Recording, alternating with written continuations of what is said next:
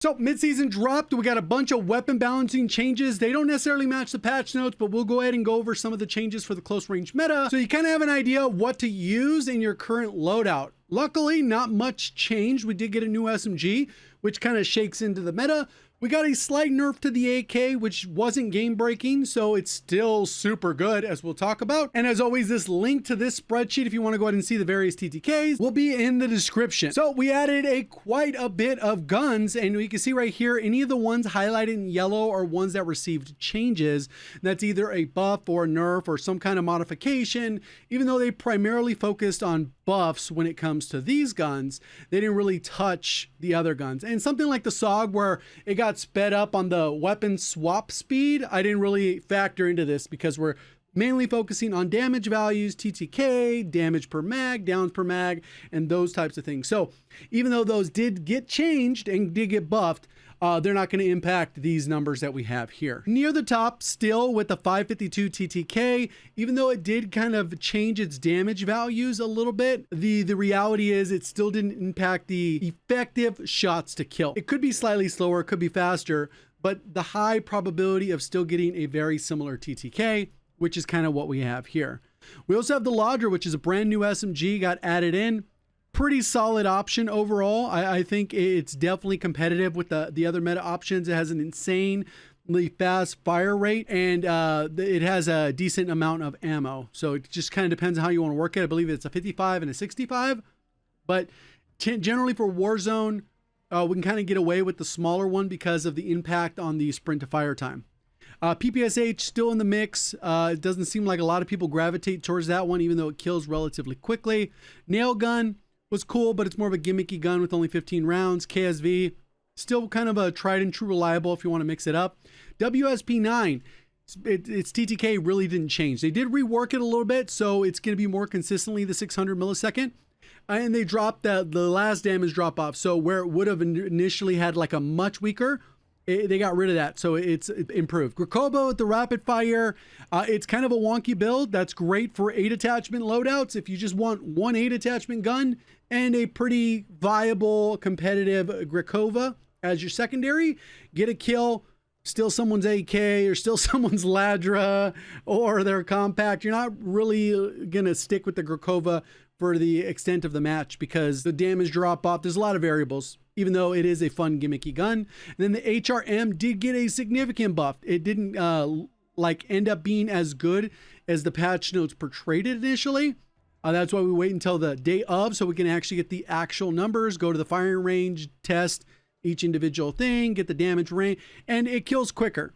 But it's still going to have some wonkiness because it's an older gun. They are doing their best to kind of close that gap. You can see how many options we have in the 600 millisecond range and faster, which is kind of a W to have that many options. Jackal PDW, Superi, conversion kit on the MP5, C9, MX9 gets that buff. It still needs a little bit more, especially since a lot of these guns were kind of left behind when they went in like supercharged the BO6 guns for the Verdansk integration. Then we got the PDSW, still not particularly good. And then the Jack Lockman, which people tend to love, even though it doesn't really kill particularly fast. I think it's more that medium range where like you're going to see some improvement because look at right here. It ends up doing much, much better because even when it has its damage drop off, it still performs relatively okay. And then this is the next damage drop off. So this is the second damage. And you can see because of that, I think that's why a lot of people will lean towards the Lockman Shroud in that particular case, even though up close, it is a little bit of a weaker option. So if we go ahead and sort these by the second damage TTK, the PDSW ends up being pretty good. So that's where it might excel, but within the 10-meter range, it's not particularly good. So this is where like there's a give and take with the weapons. If you want to use the PDSW, it will kill faster in the second damage range, which is pretty good. So that means it has a more reliable TTK up to a further distance than some of these other ones. So maybe that could be a good mix it up type of gun. The Ladra is still performing really good, but since the Ladra is at the top of both categories or near the top of both categories, that first damage and the second, it will be a really good contender for the meta. KSV, you can see there it's shining. PPSH, nail gun, obviously that's a one-off, but then we got the Kompakt, The MP5, the AK, keeping in mind that it's actually 550 because its damage drop-off goes at 40 meters. It's still completely busted. And hopefully they actually address the issue that we brought up pretty much day one about that first damage range, because the update didn't really fix that. C9 Grekhova, so you can kind of see how it lays out. Again, this is just information. You do with it what you want. I'll give you a handful of loadouts to kind of work off. If you like one of the other guns that I'm not covering, that's fine. Like I said, it's a really good place when it comes to close range meta, exception AK-74, which definitely needs to be adjusted. But other than that, it's pretty good. So we'll go ahead and start off with HRM. I, again, probably won't be using this one, but I think it's still pretty solid option to have if you do like the HRM. We also have the C9 with the 5 attachment setup. Again, even though a lot of times if you focus only on the chest shot TTK, you can get a faster TTK, but in practice, it's a little bit inconsistent where you could jump from like a 570 TTK up to 640 or whatever. And that doesn't feel good in use, 650 or whatever it is. It doesn't feel good in practice. So sometimes it'll feel like, oh man, this actually kind of slaps. Oh, what the heck? How'd I get gun? Oh, that's why. It's just sometimes it happens that way. So HRM, for whatever reason, the camo will not stick on the gun. He still has those clean iron sights. I still think there's work to be done on the MW2 and MW3 guns. I just don't feel like the sprint to fire times, the slide to fire, it's still a little bit delayed for me. So they would have to have broken TTKs to actually jump into the meta, in my opinion. But if you like MW2, MW3 weapons, you got some good options there. Like I said, the PDSW, not so great at that point blank range, but as soon as you get outside of that, it's very competitive against all the other options. And then we got the C9, which is kind of the similar build we're working with. You can see that doesn't really shake nearly as much.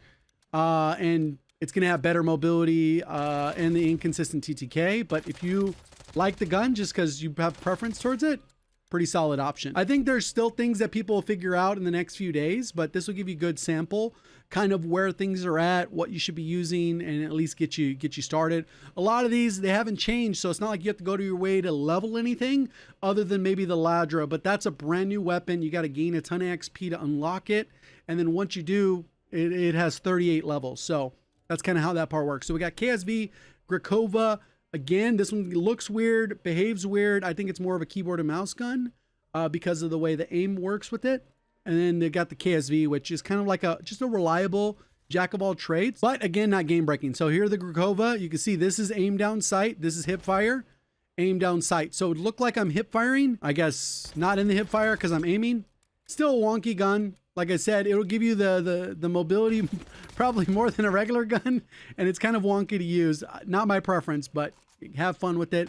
And KSV, we've had this for a while. I don't think they're going to change this gun. I think this one's balanced really well. Could it get buffed? Sure. Do I think it'll get nerfed? Nah. Saug, Kompakt.